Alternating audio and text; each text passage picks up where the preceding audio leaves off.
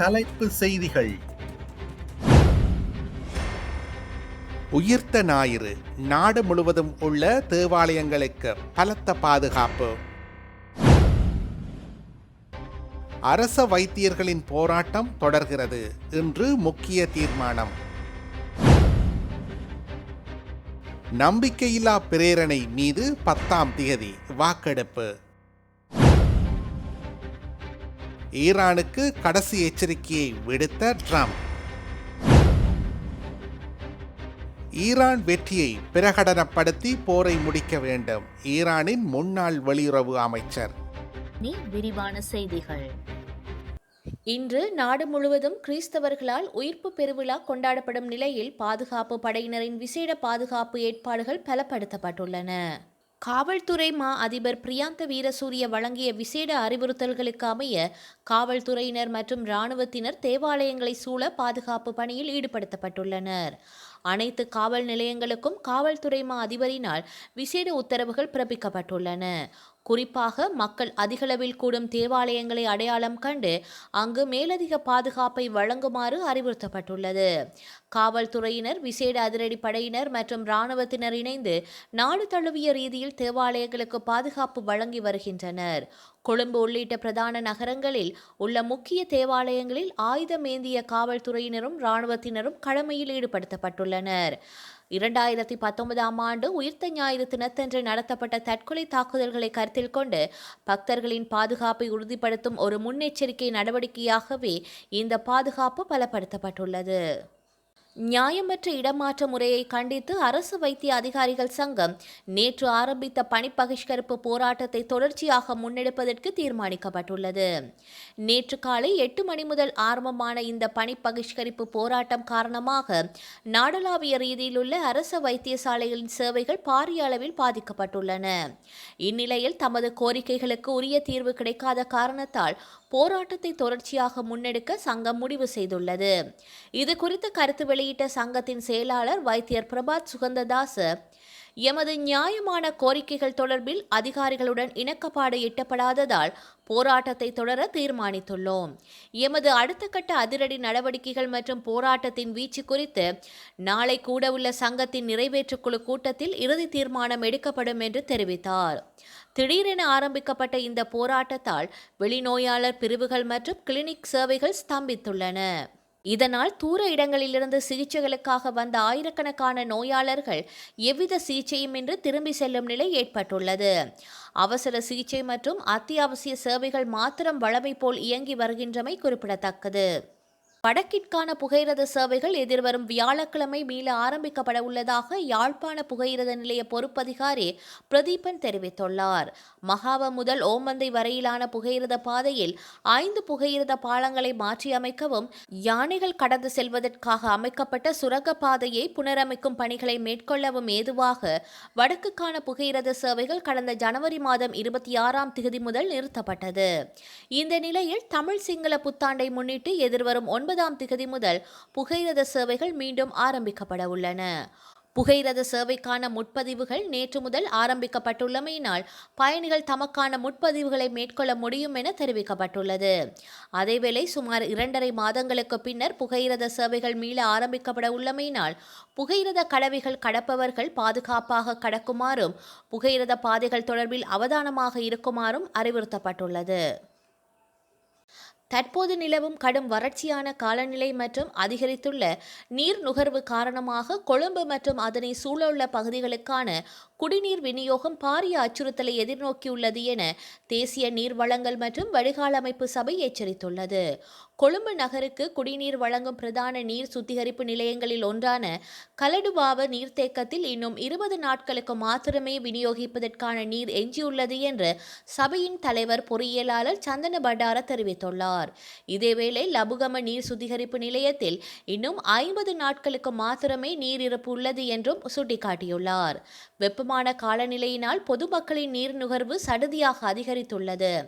இதன் காரணமாக எதிர்வரும் நாட்களில் குடிநீர் உற்பத்தியில் சில கட்டுப்பாடுகளை விதிக்க வேண்டிய நிலை ஏற்படும் என்று தேசிய நீர்வளங்கள் சபை எச்சரித்துள்ளது.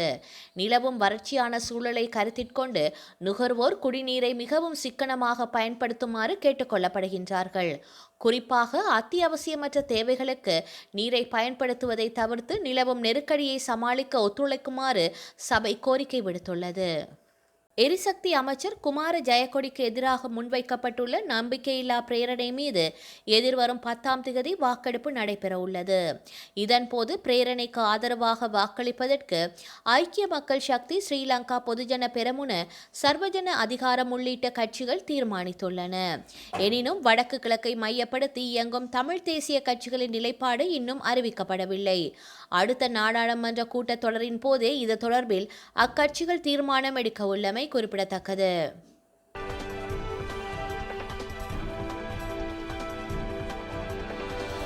அமெரிக்கா ஈரான் இடையிலான பதற்றம் தீவிரமடைந்துள்ள நிலையில் டொனால்ட் ட்ரம்ப் ஈரானுக்கு கடுமையான எச்சரிக்கையொன்றை விடுத்துள்ளார்.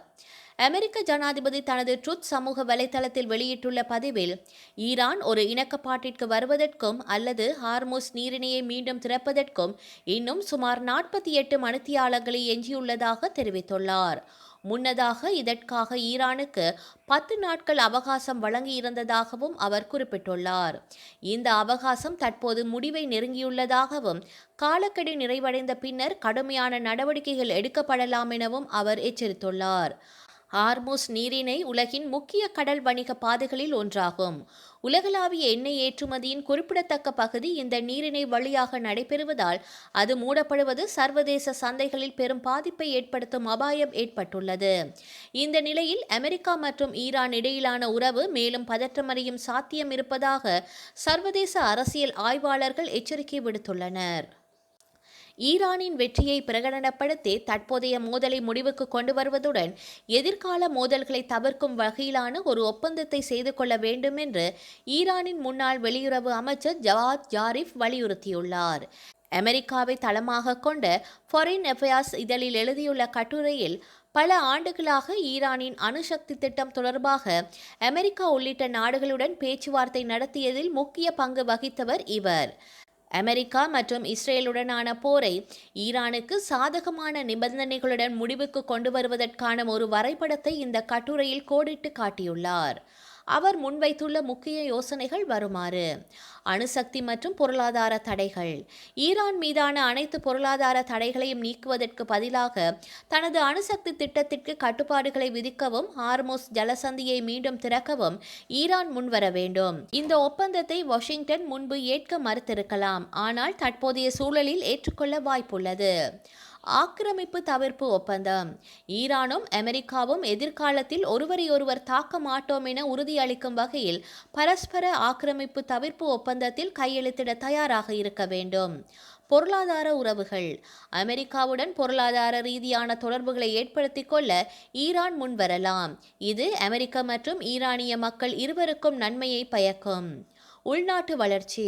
இத்தகைய முடிவுகள் ஈரானின் அதிகாரிகள் வெளிநாட்டு எதிரிகளிடமிருந்து நாட்டை பாதுகாப்பதில் செலவிடும் கவனத்தை குறைத்து உள்நாட்டில் மக்களின் வாழ்க்கை தரத்தை மேம்படுத்துவதில் அதிகம் கவனம் செலுத்த வழிவகுக்கும் என குறிப்பிடப்பட்டுள்ளது. அமெரிக்க இராணுவ தலைமை தளபதி ராண்டி ஜார்ஜை ராஜினாமா செய்யுமாறு உத்தரவு பிறப்பிக்கப்பட்டுள்ளது. அமெரிக்க பாதுகாப்பு அமைச்சர் இது தொடர்பான உத்தரவை பிறப்பித்துள்ளார். ராண்டி ஜார்ஜ் நீக்கப்படுவதற்கான காரணம் குறித்து எதுவும் தெளிவாக அறிவிக்கப்படவில்லை. எனினும் ஈரானுடனான போரில் அமெரிக்கா சில இடத்தில் இழப்புகளை சந்திப்பதனால் இவர் நீக்கப்பட்டிருக்கலாம் என தெரிவிக்கப்படுகின்றது.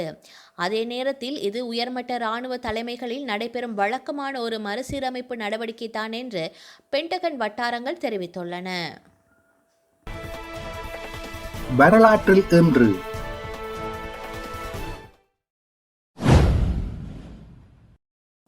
1951 இலங்கை கட்டுநாயக்காவில் 34 பேருடன் சென்ற பிரித்தானிய விமானம் ஒன்று விபத்துக்குள்ளானது. 1956 இலங்கை பொது தேர்தலில் பண்டாரநாயக்க தலைமையிலான மகாஜன எக்ஸத் பெரமுன அறுதி பெரும்பான்மை பெற்று வெற்றி பெற்றது. 1964 பூட்டான் பிரதமர் ஜிக்மி டோர்ஜி இராணுவத்தினரால் சுட்டுக் கொல்லப்பட்டார். 1971 இலங்கையில் ஸ்ரீமாவோ பண்டாரநாயக்க அரசிற்கு எதிரான மக்கள் விடுதலை முன்னணியினர் நாட்டின் தென் பகுதிகளில் ஆயுத கிளர்ச்சியை ஆரம்பித்தனர்.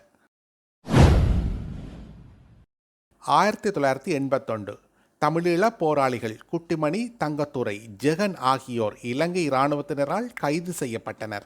செய்திகளை உடனுக்குடன் தெரிந்து கொள்ள உடனே சப்ஸ்கிரைப் செய்து பெல் பட்டனை கிளிக் பண்ணவும்.